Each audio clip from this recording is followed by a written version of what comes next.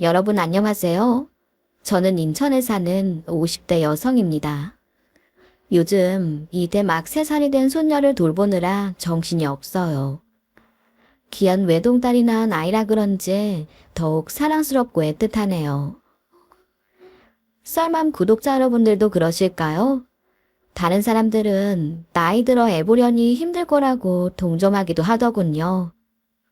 하지만 그건 손주가 얼마나 귀여운지 모르고 하는 소리예요. 요 밤톨만한 것이 어찌나 절 들었다 놨다 하는지 하루라도 못 보면 눈에 밟힌답니다. 저는 일찍이 남편 먼저 보내고 외동딸 하나 보며 살았어요. 그런 딸이 결혼하고 마음 둘 곳이 없어 노처 코하던 참이었거든요. 그러다 아이를 봐달라는 말을 들으니 얼마나 기뻤는지 모릅니다. 그래서 당장 짐을 챙겨 딸네 집에 들어와 살고 있어요. 하지만 주말이 되면 새 식구가 오붓하게 지내라고 저는 집으로 돌아갑니다. 그랬다가 월요일에 다시 출근하듯 딸네 집에 오는 거죠. 아마 이 글을 읽는 분들 중에서도 저 같은 생활을 하는 분들이 몇 분 더 있을 것 같네요. 한데 제가 젊을 때와는 다르게 요즘은 아이 키우는 것도 공부가 필요하더군요. 그래서 애를 어린이집에 보내놓고 복지관에서 하는 육아 강의도 듣고 있답니다. 일회용 기저귀 사용부터 이유식 만들기까지 굉장히 유익한 내용이 많더라고요. 물론 이런 안정된 삶을 살기까지 저에게도 기막힌 사연이 있었어요. 그래서 오늘은 제가 살아온 이야기와 저희 딸에 대한 이야기를 해보려고 합니다.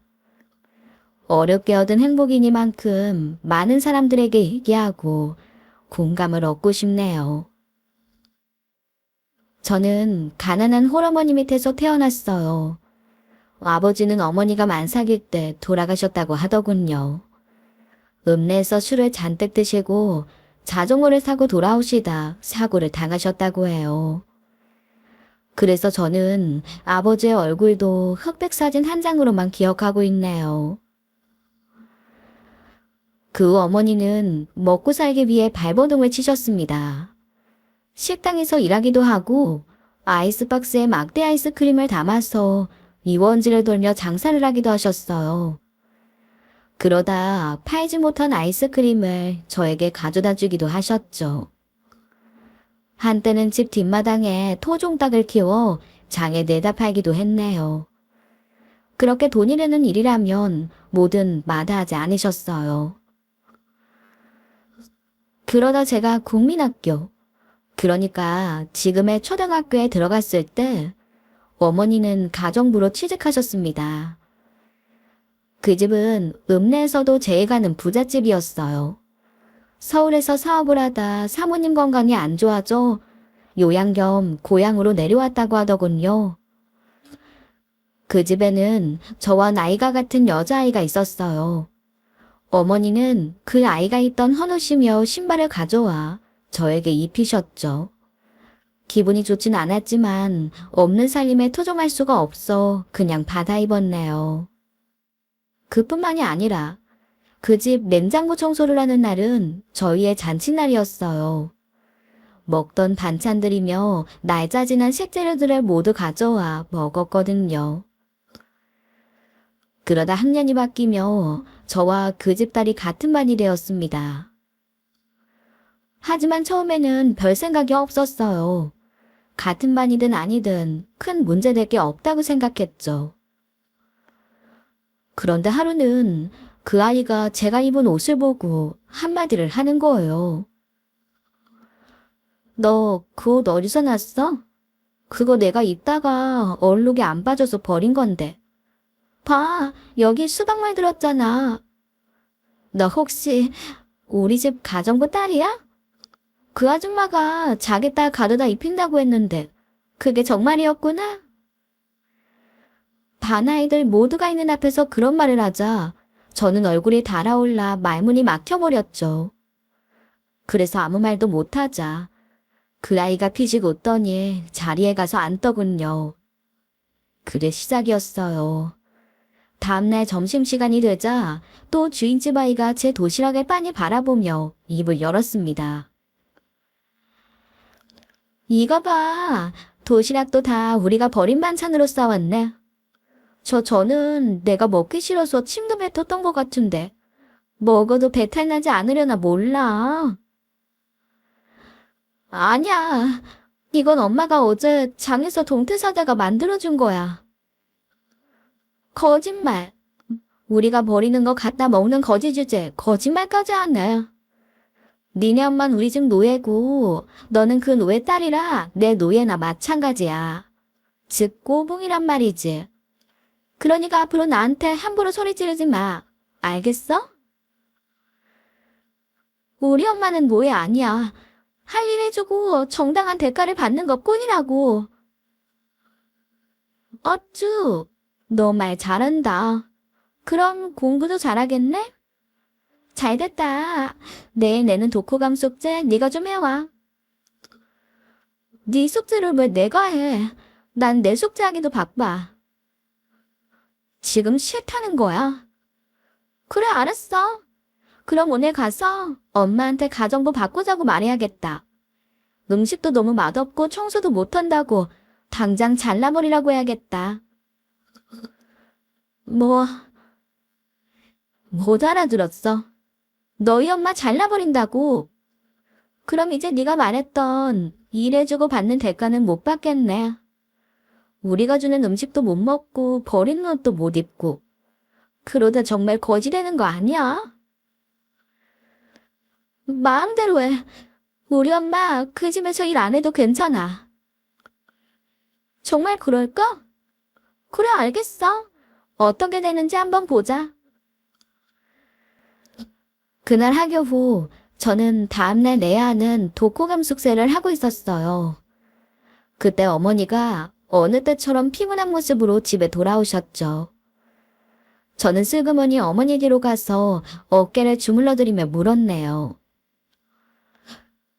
엄마, 그 집 일 힘들지? 그러니까 거기 관두고 그냥 다른 식당에서 일하면 안 돼? 나 엄마 거기서 일하는 거 싫은데. 그게 무슨 소리야. 엄마가 이 집 다니고부터 얼마나 편한데. 부잣집이라 얻어오는 것도 많고 주인이 마음이 좋아서 일도 식당하고 비교가 안 되게 편해. 근데 왜 그래? 우리 모녹이 무슨 일 있어? 아니야. 난 그냥 엄마가 피곤해 보여서. 다른 식당에서 일하는 게 몇 배나 더 피곤하지. 손님한테 치이고 사장 눈치 보고. 그렇구나. 알겠어요. 그런 어머니의 말에 저는 더 이상 일을 그만두라고 하지 못했습니다. 그리고 다음날 한참을 고민하다가 주인집 딸에게 지난밤 제가 한 숙제를 내밀었습니다. 그러자 저를 보고 웃던 그 아이는 제 원고지를 받아들고 당당하게 숙제를 제출했죠. 그리고 저는 독후감을 내지 못해서 선생님께 손바닥을 맞아야 했네요. 그날 이후 저의 어두운 학창시절이 펼쳐졌습니다. 주인집 딸은 시도 때도 없이 저를 불러 심부름을 시키고 준비물을 뺏어갔어요. 그리고 같은 반 친구들이 보는 앞에서 노래와 춤을 시켜놓고 저를 비웃기도 했죠. 하지만 반항하지 못하겠더군요. 어머니가 저 때문에 대우 좋은 그 집을 그만두고 다시 힘든 일을 전전하게 할 수는 없었으니까요. 그렇게 저는 국민학교 시절을 지나서 중학교도 주인집 딸과 함께 다니게 됐어요. 덕분에 제 사춘기 시절은 우울함으로 얼룩져야만 했네요. 그러다 고등학교에 가며 드디어 그 아이의 소나기에서 벗어날 수 있었습니다. 저는 실업계에 가고 주인집 딸은 당연히 인문계 고등학교에 가게 됐거든요. 그래도 저는 여전히 그 집에서 일하는 어머니가 걱정됐어요. 혹시라도 못된 그 애가 저희 어머니를 괴롭히거나 힘들게 하지 않을지 걱정이 되었죠. 하지만 다행히 어머니는 별 어려움이 없는지 계속 그 집에서 일하시더라고요. 그리고 드디어 여상을 졸업한 저는 서울에 있는 회사에 취직하게 됐답니다. 친구들은 다 인근 지역에 이력서를 냈지만 저는 가능한 그곳에서 멀리 떠나고 싶었어요. 물론 혼자 남을 어머니는 걱정됐죠. 하지만 제가 열심히 일해 서울로 모셔오면 된다고 생각했습니다. 그래서 어머니를 모셔오기 위해 더욱 열심히 일하게 됐네요. 저는 꽤 규모가 있는 건설회사에 격리로 들어갔어요. 대우도 좋고 직원들도 다 가족적이어서 만족스러운 직장이었죠. 그러다 그 회사에서 남편을 만나게 됐습니다.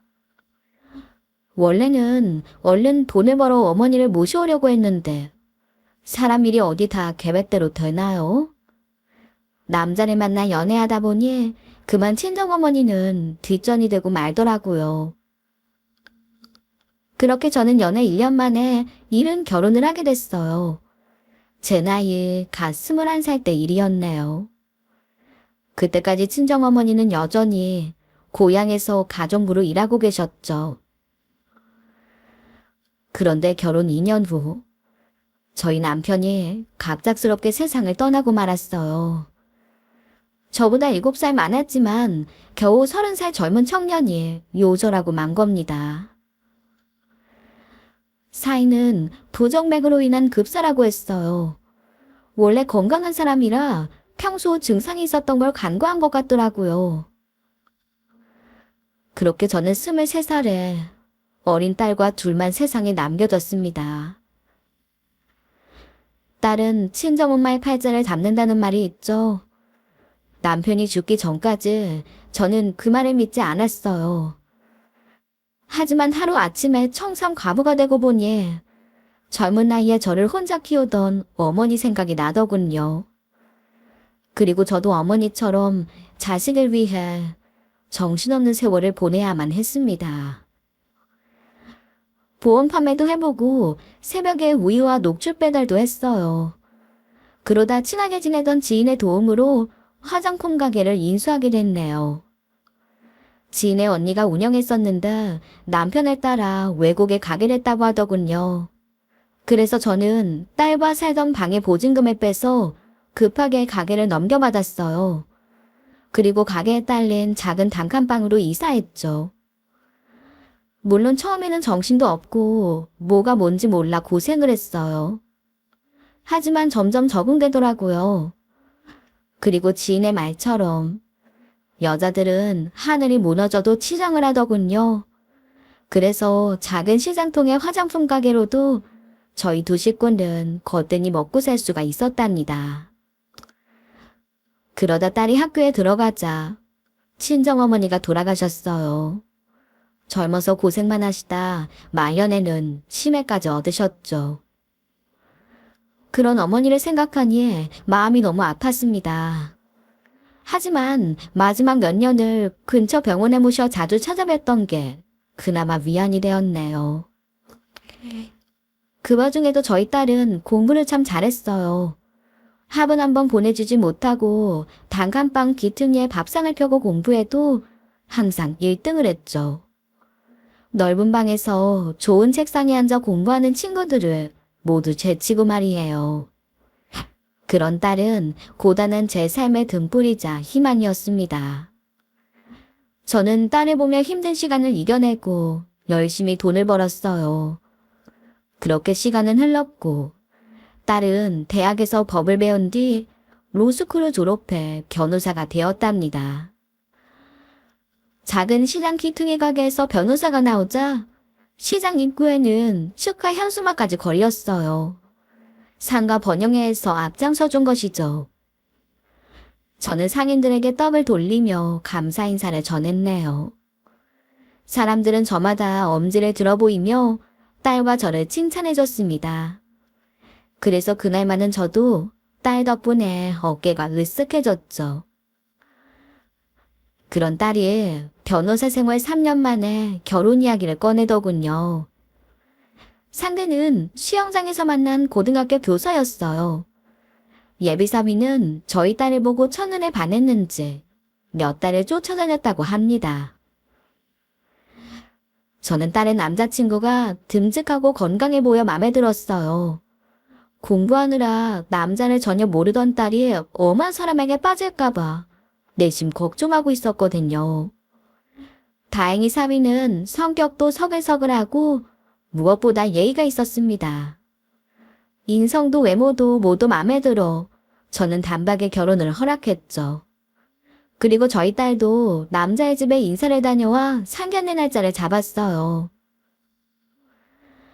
그렇게 다가온 상견례 날, 일찌감치 한정식집에 도착한 저는 조금 긴장되긴 했지만 기분은 좋았어요. 약속 시간이 다가오자 문 밖에 예비사돈 가족이 도착했는지 말소리가 들렸죠. 저는 옷매무새를 가다듬고 자리에서 일어나 상대를 맞이할 준비를 했습니다. 그런데 문이 열리고 방으로 들어서는 예비 안사돈을 보고 그만 기겁하고 말았어요. 상대 역시 밝게 웃다가 저를 보고 멈칫하더군요. 딸의 시어머니가 될 안사돈이 바로 제 학교 동창이었기 때문이에요. 학창시절 내내 절 괴롭히던 그 부잣집 딸 말입니다. 누가 먼저랄 것도 없이 저희는 그대로 굳어버렸어요. 하지만 주변 사람들은 그런 상황을 알 리가 없으니 웃으며 상견례가 진행되었죠. 저희는 어색하게 서로의 눈만 바라보고 있었네요. 그런데 동창이 먼저 자기소개를 하며 저희의 관계를 정리해버리더군요. 안녕하세요. 세영이 엄마입니다. 처음 뵙겠어요. 아, 예, 안녕하세요. 처음 뵙네요. 저는 동창의 눈도 보지 못하고 더듬거리며 인사를 했죠. 그러자 인상 좋아 보이는 바깥사돈도 목례를 하며 깍듯하게 말씀하셨습니다. 안녕하십니까? 정세영이 예비입니다. 부족한 점이 많은 자식 잘 좀 부탁드립니다. 아유, 무슨 그런 말씀을 하세요. 정서방이 얼마나 싹싹한지 학교에서도 아주 인기가 많다고 들었습니다. 촐랑거리고 다니니 애들이나 좋아하겠죠. 이 변호사 남편 되려면 채통을 좀 지켜야 할 텐데. 참, 그리고 세영이 아래로 여동생이 하나 있는데 지금 유학을 가 있어서 인사를 못 드리네요. 지 오빠 결혼식에는 나온다고 했으니 그때 인사드리겠습니다. 네, 아들, 딸 다복하시네요. 들으셨겠지만 저희는 단둘입니다. 은주가 많이 외롭게 자랐어요. 아유, 그래도 우리 예비 며느리는 외동으로 자란 티가 하나도 안 나요. 세심하고 다정하고 아주 나무랄 데가 없습니다. 예비 바깥사돈은 저희 딸을 칭찬하며 화통하게 웃어 보였습니다. 하지만 저는 마음이 편하지 않았어요. 슬쩍 고개를 들어 안사돈을 바라보니 그쪽 표정도 저와 같더라고요. 그러다 저와 눈이 마주치자 눈짓으로 따라 나오라는 신호를 보내왔네요. 학창시절 많이 보아오던 그 표정을 50이 넘어도 보게 될 줄 미처 몰랐답니다. 저는 한숨을 쉬며 살짝 고개를 끄덕였어요. 그리고 잠시 후 화장실에 다녀오겠다며 나가는 동참에 따라 저도 전화를 받는 척 자리에서 일어섰습니다. 그렇게 저희 두 사람은 식당 옆 구석진 공터에서 마주서게 됐어요. 예비 안사돈이 저를 위아래로 훑어보더니 먼저 입을 열더군요. 너 신수 아주 좋아졌다. 내가 버린 옷이나 주워있던 애라고 누가 상상이나 하겠니? 너야말로 많이 변했네. 좋은 것만 먹어서 안 늙을 줄 알았더니 세월은 어쩔 수 없구나. 뭐야? 지금 누가 할 소리라는 거야? 거울 안 보니? 아주 폭삭 사간을 사갔어. 그런 소리 듣고 싶지 않고 어떻게 할 거야? 이 결혼 뭐라고 하면서 막을 건지나 말해봐. 너를 놔두고 내가 왜 그걸 생각해? 골치 아프게. 그냥 네가 반대하는 걸로 해서 헤어지게 해. 넌 아무 원망도 듣기 싫다 이거지. 저리 좋아하는 애들 생임을 시키는 원망은 다 내가 들어라. 나는 새엄마잖아. 내가 반대한다고 씨알이나 먹힐 줄 알아? 새엄이 저게 저리 물처럼 보여도 시아버지 닮아서 고집이 보통이 아니야. 친엄마도 아닌 내 말을 들을 리가 없다고. 사실 동창은 저희 예비 사위의 새엄마였어요. 친엄마는 아이가 어릴 때 돌아가셨다고 하더군요. 동창도 첫 결혼에 실패하고 재혼해 전처 자식들을 키웠던 거죠. 그렇게 따지니 총대는 제가 매는 게 맞는 것 같더군요. 그래서 어쩔 수 없이 그러겠다고 했습니다. 알았어. 그럼 운주한테는 내가 알아서 말할 테니 너는 네 남편이나 맡어. 반대하는 결혼 시키지 말자고 잘 말해. 그 정도는 할 수 있지? 그건 내가 알아서 하지. 네가 뭔데 명령질이야. 내 남편은 내가 알아서 할 테니까 넌 애들이나 떨어뜨려놔. 어쩜 이렇게 말도 안 되는 인연이 있어. 애들도 안 됐네. 지들이 절대 안 되는 운명인 줄도 모르고. 그럼 우린 다시 보지 말자. 그러더니 제 대답은 듣지도 않고 먼저 돌아서 가버리더군요. 그리고 다시 방에서 마주한 동창은 그야말로 조신한 현모양처 같은 모습이었습니다. 생선뼈를 발라 자기 남편 그릇에 놓아주기도 하더라고요.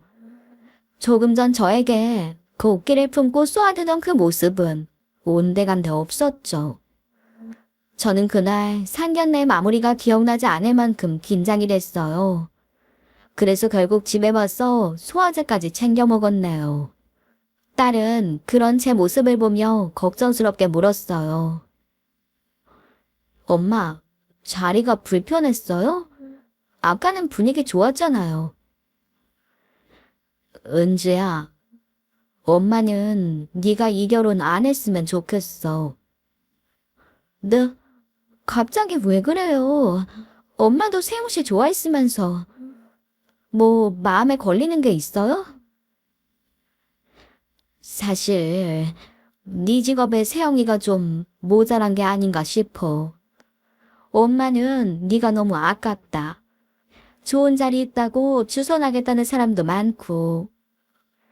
네가 좋다고 해서 다 거절하고 그냥 시킬까 했는데 아무리 생각해도 안 되겠어. 엄마, 그게 무슨 소리예요? 엄마가 세영 씨 처음 본 날 뭐라고 했어요? 체육교사라 더 마음에 든다고 했잖아. 외할아버지도 아버지도 일찍 돌아가셔서 건강한 게 최고라고 안 했어요? 근데 갑자기 왜 그러는 거예요? 엄마도 나 변호사라고 목에 막 힘주고 그러는 거야? 엄마 원래 그런 사람이었어? 나 실망하려고 해. 능력 있는 내 딸이 더 좋은 자리에 시집가길 바라는 게 잘못이니? 너도 엄마 고생하는 거 다 보고 자랐잖아. 새엄이 내가 먹고 살만하다고 하지만 그래도 월급쟁이는 월급쟁이야. 고등학교 선생이 벌어봐야 얼마나 벌겠어. 네가 등골 빠지게 벌어서 남자 좋은 일 시키는 거 나는 못 본다. 첫정이라 어렵겠지만 이번에는 인연이 아니라고 생각해. 대신 엄마가 더 좋은 자리 알아볼게. 말도 안 돼. 엄마, 우리 오늘 상견례 했어요. 반대하려면 진작에 하던지. 이제 날만 잡으면 되는데 그런 이유로 헤어진다는 게 말이 돼요. 난 절대 그럴 생각 없어요. 너 평생을 속 한 번 썩인 적이 없더니 고작 남자 때문에 엄마 뜻을 거역하겠다는 거야? 엄마야말로 왜 이래요? 정말 이상해. 평소 엄마답지 않다고. 새삼 엄마들은 다 자기 자식이 아깝고 애틋한 거야. 너도 나중에 자식 낳아보면 알 거다. 그러니 제발 엄마 말 듣고 이번에는 정리하자. 네가 말하기 어렵거든. 엄마가 세영이 불러서 말할게. 안 돼. 아무것도 하지 마요. 나 지금 엄마 말 못 들은 걸로 할 거야. 엄마 오늘 컨디션도 나쁘고 혈색도 안 좋아 보여요. 들어가서 좀 눕고 나중에 다시 얘기해. 결국 저는 더 이상 아무 말도 하지 못하고 방에 들어와 누워야 했습니다. 천장을 보며 누워있자니 절로 한숨만 나오더군요. 마치 누가 머릿속을 휘저어 놓은 것처럼 복잡한 심정이었죠.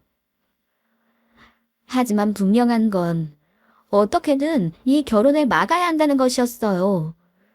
그래서 다음날부터 열심히 딸을 설득했네요. 그렇게 일주일이 넘어가자 결국 동창이 먼저 제게 연락을 해왔어요. 너 뭐 하고 있는 거야? 왜 아직 세영이가 파혼한단 말이 없어? 너 기어코 애들 결혼식장 들어가는 꼴을 보겠다는 거야. 그건 절대 안 될 말이지. 근데 내가 아무리 말을 해봐도 소용이 없어. 이제 방법은 하나야. 그냥 진실을 다 밝혀야겠어. 뭐? 너 그게 무슨 소리야? 너 미쳤어. 그럼 어떻게 하란 말이야? 은주가 심지가 굳어서 한번 결정한 건 쉽게 바꾸는 애가 아니야. 하물며 평생 같이 살 사람을 골랐는데 그걸 갑자기 반대하니 납득을 하겠어? 그러니까 네가 제주껏 해야지. 그 정도도 못해. 그렇게 잘하면 네가 해봐. 난 이제 할 만큼 했고 다른 방법 없으면 애들 불러서 다 말할 수밖에 없어. 뭐? 잠깐만. 그러지 말고 우리 만나서 얘기하자. 내가 그리로 갈 테니까 잠깐만 기다려. 그러더니 전화를 끄는 동창이 득달같이 동네로 찾아왔어요. 잠시 후 저희는 집 앞 상가 카페에 마주 앉았습니다. 사실 저와 동창 사이에는 학창시절의 악연 외에도 또 다른 커다란 비밀이 하나 있었어요. 난 더 이상 할 게 없어. 애들 오늘 집 보러 간다고 하더라. 내가 이런저런 핑계를 대봤지만 사실 내가 생각해도 말이 안 돼. 저는 어두운 얼굴로 말했습니다. 그러다 곧 이어지는 동창의 대답에 깜짝 놀라고 말았어요. 그럼 할 수 없어. 그냥 결혼시키자. 뭐라고? 너 진심이야? 그럼 어쩌란 말이야? 30년 가까이 숨겼는데 이제 와서 다 말하란 말이야? 안 돼. 남편이 날 얼마나 깔끔하고 정 많은 사람으로 생각하는데. 아니 그럼 너 살자고 그 애들을 결혼시키자는 말이니? 아니 이게 어디 나만 살자고 하는 말이야? 너는 다 말하면 은지가 너 계속 볼 것 같아? 돈 때문에 자기 데려다 키웠다고 하면 은주가 퍽이나 고마워하겠다. 뭐, 돈? 그래. 너 내가 돈 준다고 하니까 좋아서 은주 데려간 거잖아. 지금 와서 무슨 애 끌는 모정 연기야. 지나가는 개가 웃어. 넌 어쩌면 엄마라는 인간이 그 예쁜 애를 보고도 돈 타령이 나오니. 난 돈 때문이 아니라 네가 애를 고아원에 갖다 버린다고 해서 그것 때문에 맡은 거야. 그깟 돈 다시 달라면 다 줄 수 있어. 아이고, 이렇게 화장실 들어갈 때랑 나올 때가 달라요. 지금이야 은주가 성공해서 먹고 살만해지니까 그런 거 아니야? 찢어지게 가난할 때는 돈 준다니까 눈을 번쩍이면서 애를 안고 가더니 너도 위성 그만 떨어. 가증스러우니까. 넌 정말 은주 보고도 아무 생각이 안 드니? 무슨 생각? 네 딸을 보고 내가 무슨 생각을 해야 돼? 어떻게 엄마를 하는 인간이 그래? 나 말 조심해. 은주 엄마는 너야. 내가 걔 낳기만 했지 언제 한번 안아보기로 했어. 나는 지금 풍족한 남편 만나서 아들, 딸이랑 잘 살고 있어. 근데 넌 은주 아니면 뭐가 있니? 친정 가난해, 남편 급사해. 근데 믿었던 엄마가 돈 받고 자기 맡았던 거 알면 이제 은주까지 떠날걸? 그럼 너는 정말 인생 헛상게 되는 거야. 그러니까 괜히 진실이 어쩌고 저쩌고 떠들지 말고 조용히 있어. 그거 밝혀지만 곤란한 게 나만이 아니란 말이야. 이렇게 된 거 보니 넌 평생 내 꼬봉으로 살 운명이었네. 나도 싫지만 어쩌겠니? 너도 살고 나도 살려면 어쩔 수 없는 거지. 그러니까 꼬봉이면 꼬봉답게 조용히 시키는 대로 있어. 알겠니? 그럼 이 결혼을 그냥 시키자는 거야? 안 될 건 또 뭐 있어. 애들이 피가 섞인 것도 아니고. 내가 못 키워줬으니 며느리 삼아서 잘 걷어줄게. 넌 입 다물고 굿이나 보고 떡이나 먹어. 내 꼬봉답게. 여러분도 놀라셨죠? 그렇습니다. 사실 저희 딸의 친모는 바로 제 동창입니다. 저희는 해결되지 않는 이 상황을 두고 서로 화만 내고 있었죠. 그런데 그때 생각지도 못한 목소리가 들려왔어요. 엄마, 이게 다 무슨 소리예요? 저는 그 목소리의 주인공이 딸이라는 걸 알아채고 차마 고개를 돌릴 수조차 없었어요. 그래서 손을 벌벌 떨며 아무 말도 못하고 있었죠. 그러자 동창이 일어나 별일 아니라는 듯 명랑한 목소리로 말하더군요. 어머, 은주 아니니? 내가 여기 동네 지나는 길에 안사돈이랑 의논한 일이 좀 있어서 만나던 참이야. 동창은 얼굴색 하나 안 변하고 뻔뻔하게 연기를 잘도 했습니다. 하지만 딸은 이미 모든 것을 알게 된 것 같더군요. 애쓰지 마세요. 다 들었으니까. 어쩐지 뜬금없이 결혼을 반대하는 엄마가 이상했어요. 말도 안 되는 이유를 대면서 억지를 쓰더니 저는 그제야 천천히 일어나서 딸을 향해 말했죠. 은지야, 너 집 보러 간다고 안 했니? 여긴 어떻게 온 거야? 지나는 길에 유리창에 엄마 얼굴이 보였어요. 근데 세영씨 어머니도 같이 계시길래 혹시 엄마가 결혼 반대한다는 말씀 하실까봐 들어와 봤죠. 은지야, 너 어디부터 들었니? 엄마가 돈 받고 나를 맡아줬다는 것부터? 아니다.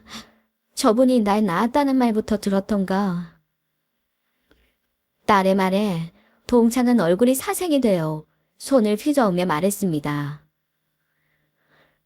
은주야, 너 그게 무슨 말이야? 어머나 얘가 큰일 낼 소리다네. 아니야, 네가 잘못 들은 거야. 그렇게 치면 제가 아마도 30년 만에 만난 딸일 텐데 할 말이 그것뿐이에요. 어쩐지 엄마랑 나는 혈액형부터 얼굴, 식성 뭐 하나 닮은 구석이 없었어요. 아버지 닮은 거라고 하길래 그런 줄만 알았더니 지금 보니 세영씨 어머니가 저랑 아주 많이 닮았네요. 보조개까지 영락 없는걸요? 그러자 동창도 포기했는지 갑자기 딸에게 무릎을 꿇고 눈물을 흘리기 시작했습니다. 미안하다. 그때는 정말 어쩔 도리가 없었어. 대학에서 만난 남자랑 얼마 사귀지도 않고 덜컥 네가 생기는 바람에. 근데 임신했다는 말을 듣더니 뒤도 안 돌아보고 유학을 가버렸어.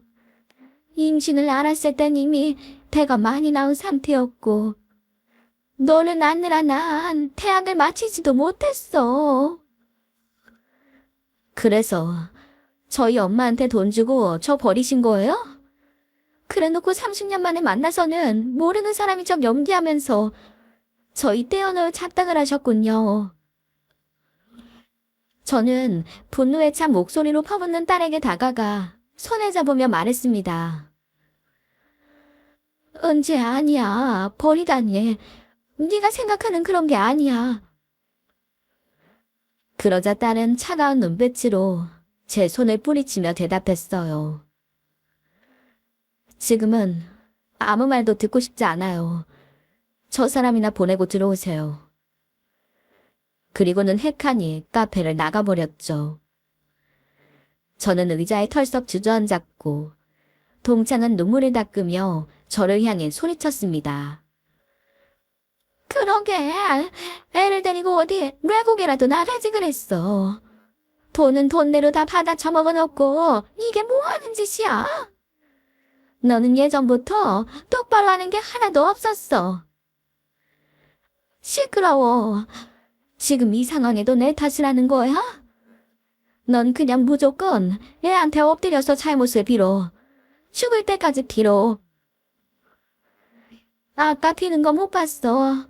그래도 어디에 눈 하나 끔찍하지? 아무리 내가 낳았지만 30년을 너한테서 컸어. 이제 네 자식이니 어디 네가 알아서 해봐. 그리고 분명히 말하는데 너희 두 모녀 때문에 내 인생 개박살나면 나도 가만 안 있을 줄 알아. 그러니까 빨리 가서 쟤 좀 말리란 말이야. 저는 들들볶는 동창의 성화에 못 이겨 힘겹게 일어났어요. 그리고 무거운 발걸음으로 집으로 향했죠. 현관에 들어서자 딸이 침통한 표정으로 저를 기다리고 있더군요. 저는 차마 그 얼굴을 마주보지 못하고 먼 허공을 바라보며 입을 열었습니다. 난 그때 서울에서 너희 아버지 만나 결혼하고 사느라 정신이 없었어. 그러다 몇 개월 만에 친정에 내려갔지. 그때 주인집 딸을 마주치게 된 거야. 엄마가 말했었지? 외할머니가 일하던 집에 동갑 딸내미가 있었다고. 그 애를 중학교 졸업하고 5년 만에 만났어. 그런데 생각지도 못한 모습이더라고. 이 패가 남산만하게 불러있는 거야. 그러더니 나를 붙잡고 말하더라. 사귀던 남자가 애 가진 거 알고 외국으로 도망갔다고. 그러면서 자기는 애를 키울 수가 없어서 친정에 숨어서 낳기만 하고 고아원에 보낸다는 거야. 어른들도 그렇게 하기로 하고 자기 몸 풀 때까지만 받아준 거라면서 혹시 나한테 애를 맡아줄 수 없는지 묻더라.